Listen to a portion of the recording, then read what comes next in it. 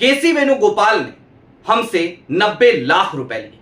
कांग्रेस के बड़े नेता के सुरेश ने हमसे 75 लाख रुपए लिए और यहां तक कि प्रियंका गांधी उनके पीए, उन्होंने हमसे 35 लाख रुपए लिए।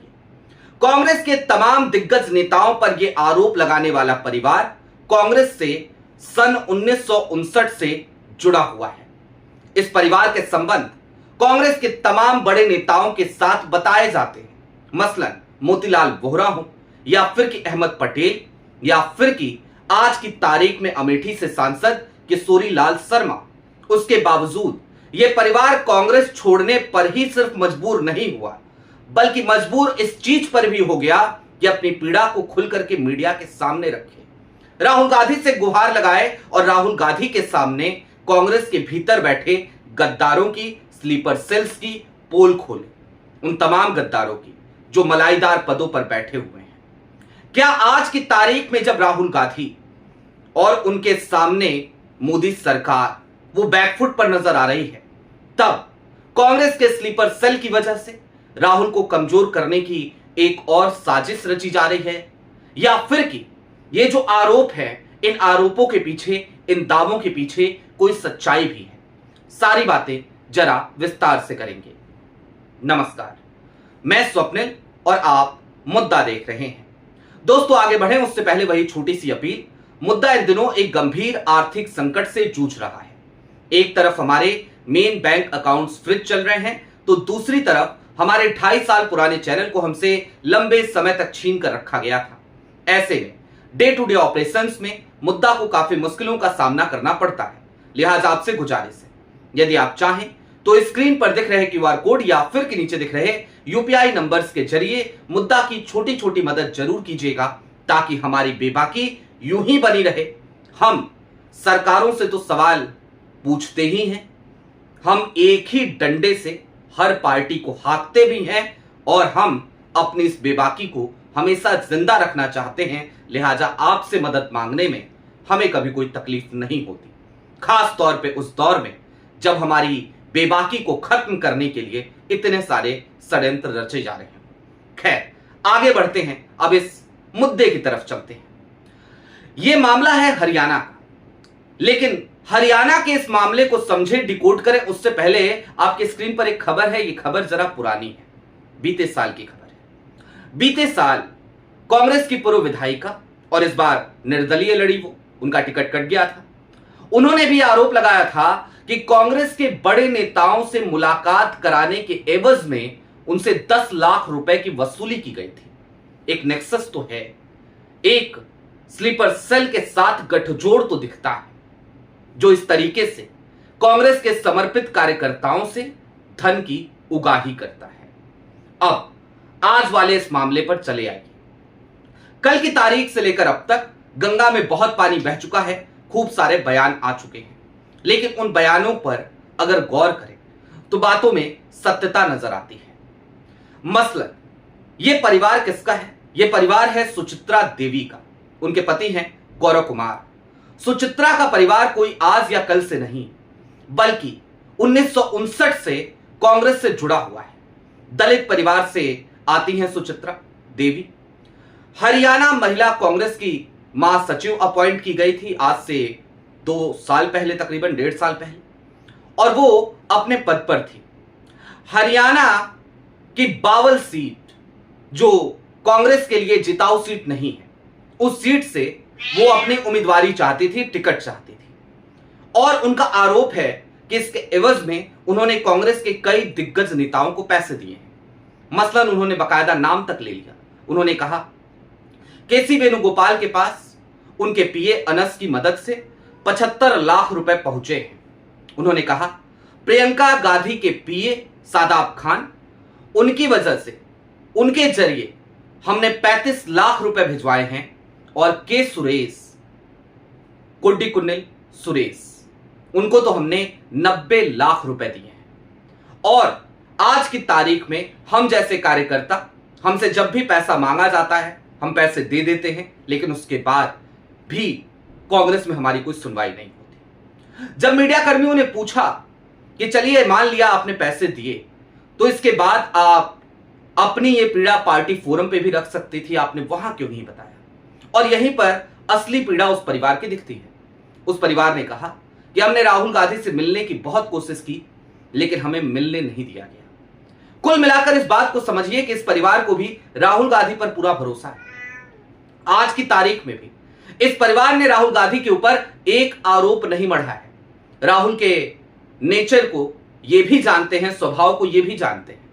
राहुल, इसीलिए मैं कहता हूं, कई बार कहता हूं कि राहुल इकलौते शख्स हैं जो लड़ रहे हैं, और राहुल अपने जैसे लोगों को ही कांग्रेस में खड़ा करना चाहते हैं, अपनी नई टीम बनाना चाहते हैं। अब दोस्तों, इस मामले को थोड़ा सा और विस्तार में समझिए।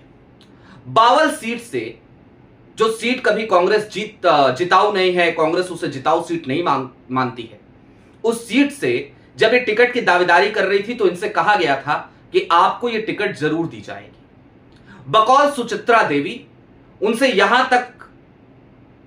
यहां तक बताया कि इस बात का वायदा तो संगठन के महासचिव केसी वेणुगोपाल ने भी किया था। दोस्तों, हम कांग्रेस पे जब भी सवाल उठाते हैं ना, ये एक नाम हमेशा सामने आता है, केसी वेणुगोपाल का।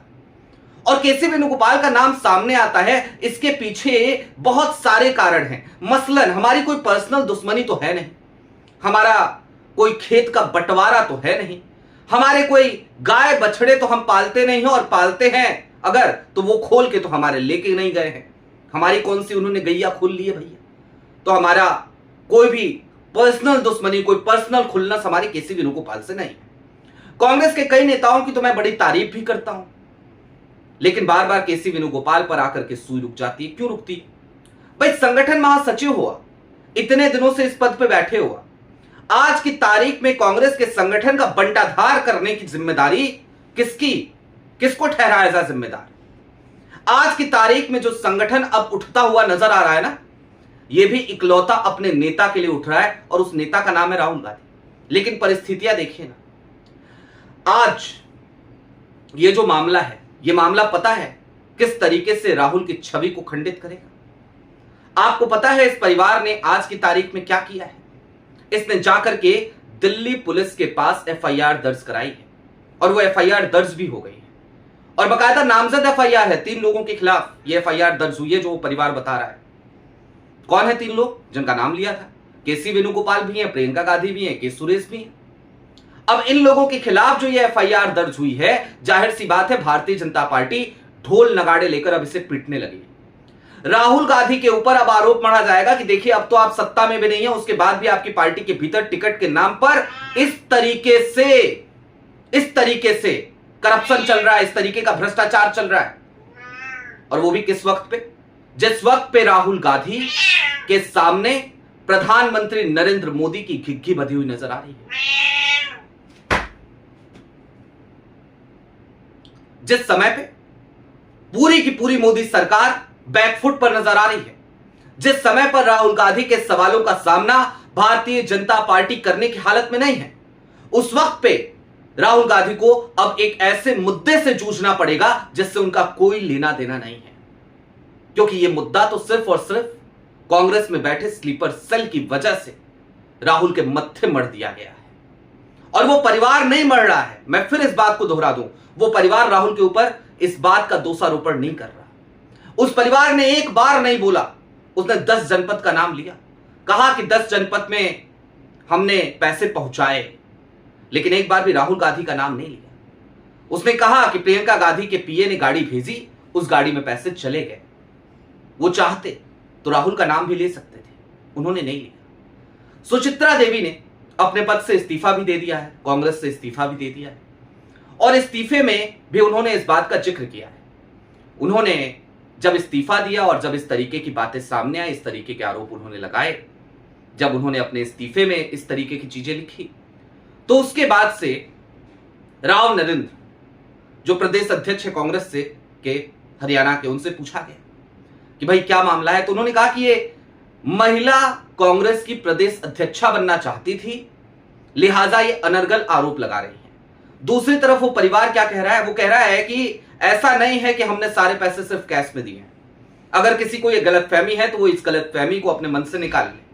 हमारे पास सबूत हैं, हमारे पास व्हाट्सएप के चैट्स हैं, और हमने तो बैंक अकाउंट तक में पैसे ट्रांसफर किए हैं कई बार। यानी कि वो परिवार इस बात का दावा कर रहा है कि उसके पास पुख्ता सबूत हैं कि उसने करोड़ों रुपए एक ऐसी सीट पर अपने टिकट के लिए दिया जिस सीट पर आज की तारीख में कांग्रेस उस सीट को जिताऊ नहीं मानती है, उसके बाद भी उसे टिकट नहीं मिला।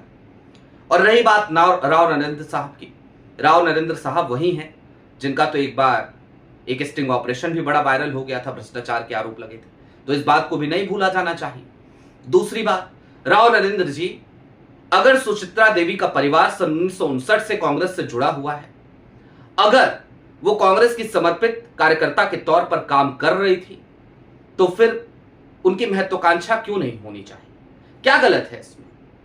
अगर वो चाहती थी कि उन्हें हरियाणा का महिला प्रदेश अध्यक्ष बनाया जाए, तो इसमें क्या गलती थी? जाहिर सी बात है, कोई गलती नहीं। और ये कोई पहली बार नहीं हो रहा है जब कांग्रेस के स्लीपर सेल्स के ऊपर इस तरीके का आरोप लग रहा है। इस तरीके के आरोप पहले भी लगते रहे हैं। आज जिम्मेदारी राहुल गांधी और मल्लिकार्जुन खड़गे के कंधे पर यह नहीं है कि वो सुचित्रा देवी के इस मामले का निपटारा करें ना। आज की तारीख में कांग्रेस के आला कमान के ऊपर, और आला कमान मैं अब सिर्फ और सिर्फ राहुल गांधी और मल्लिकार्जुन खड़गे को ही कहता हूं, उनके ऊपर जिम्मेदारी इस चीज की है कि स्लीपर सेल नाम के इस कैंसर को, जो कांग्रेस को हर दिन खोखला कर रहा है, इस कैंसर का ऑपरेशन करें, ऑपरेशन थिएटर तैयार करें और इन सब को निकाल के बाहर करें। बहुत जरूरी है, वरना जिस तरीके से आज हो रहा है ना कि आप मजबूत होते नजर आ रहे हैं और आपके ऊपर आरोप मढ़ दिए जा रहे हैं, ये हमेशा होता रहेगा, हमेशा हमेशा। कांग्रेस के कई कार्यकर्ताओं के मेरे पास फोन आते हैं, वो भी इस तरीके की बातें हमें कई बार बताते हैं, हम कई बार नजरअंदाज कर जाते हैं, लेकिन क्या किया जाए? सच तो यही है कि कांग्रेस के भीतर लूप होल है, स्लीपर सेल है, तो ये सवाल उठ रहे हैं। आपकी क्या राय है वो हमें कमेंट बॉक्स में जरूर बताइएगा। अभी के लिए दीजिए इजाजत। चलते चलते फिर वही अपील, चैनल पर नए हो तो सब्सक्राइब करते हुए जाइएगा, सक्षम हो तो छोटी छोटी मदद मुद्दा की जरूर कीजिएगा। बहुत शुक्रिया।